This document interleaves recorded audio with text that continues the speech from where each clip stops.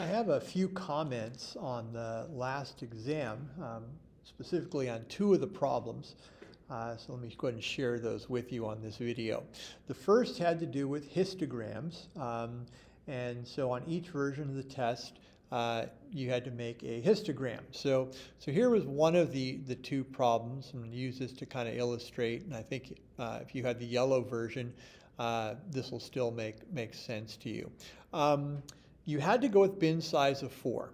So what might that mean? Well, one way to look at bin size of 4 is you just kind of take the lowest number on your list, which was 79, and you start building groups of 4. And so here I've kind of listed 4 numbers, and then the next 4 numbers, and the next 4 numbers. And so I come up with these different number categories, and I just keep going until I can get to include 105. And so I just kind of kept going in groups of 4, and finally I got to my last group, 103 to 106, and that covered the 105.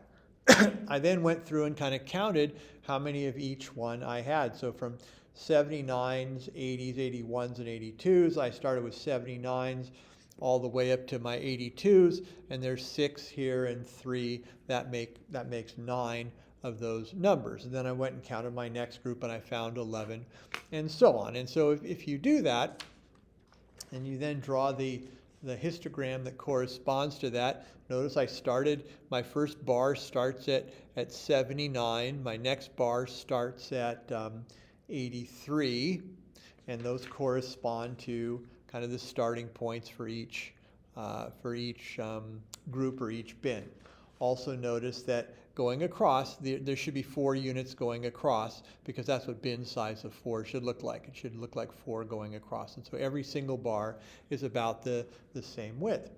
Well, now what if you did not start at 79? What if you decided, hey, I want to start at 78 because I see a 78 right here?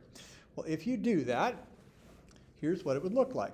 If you started your bin count at 78, these would be your groups of 4. And then I just kind of kept going until I covered the 105. So starting your bin count at 78 will then have this look right here. And so notice I'm starting at 78 and then building my bin width of 4 going all the way across. And so it's a little different look, still skewed to the right like it was on the first one. Well, what if you didn't want to start at 79 or 78? What if you maybe wanted to start with 80? You'd like to start on a nice kind of round number. You could do that. And this is what it would look like. You would start your kind of count at 80, but you'd have to keep in mind, you're thinking, well, wait a minute, but I've got a 79 here, so I also need to create a group that includes the 79.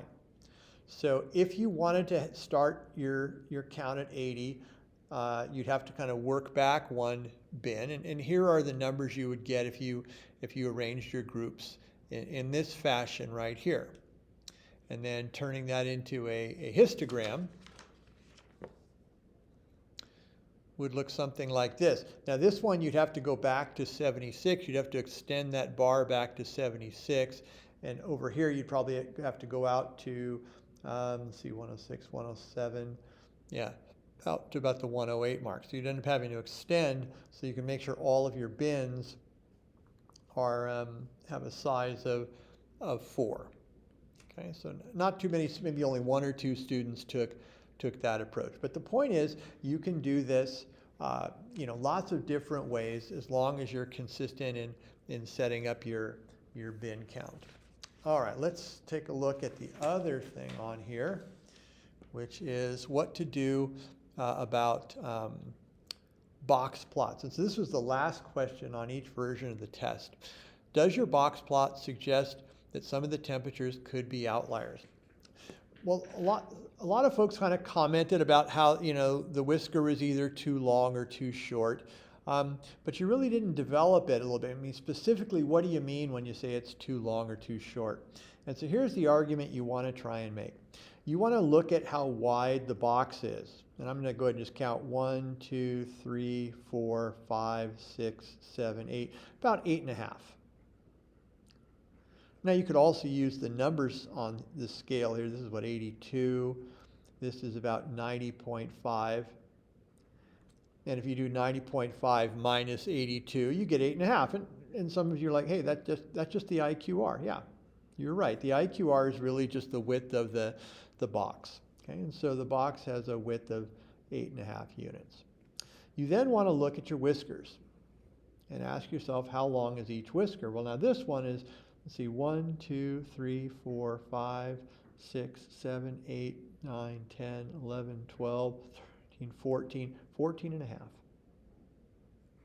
That's a really long whisker. This is definitely longer than the box. But the key question is it 1.5 times bigger than this? Let's look at that. 8.5 times 1.5, I think, is about 12.75. Is this bigger than 12.75? It is, okay? So this whisker is definitely more than 1.5 times the length of the box. That indicates that there's an outlier sitting here. There's at least one. Now this one is definitely an outlier. There may be others in here, okay? But anytime your whisker is more than 1.5 times the width of your box, there's going to be an outlier present. Now this whisker over here is only 3 units long. This is not 1.5 times longer than the box, and so there will not be an outlier sitting here. Now if you take the yellow version, this is what the box plot looked like on yours, and let's do the same thing. So it looks like we've got about 3, 6, looks like this is about 7 units across. And now let's look at the whisker. The whisker is 1, 2, 3, 4, 5, 6, 7, 7.5 units across. Is this 1.5 times the width of the box? And you'd probably say, no, these are almost the same. They're almost equal. Now, if you want to show the calculation, 7 times 1.5, that's 10.5. And 10.5 is not smaller than 7.5. Notice this is definitely not 1.5 times the size of the box. This whisker over here, let's see, 1, 2, 3, 4, 5, 6, 7. This is 7.5 also. So this one is not 1.5 times the width of the box. So there will not be any outliers sitting on either whisker here. So hopefully that gives you a little insight onto this. Thanks for watching.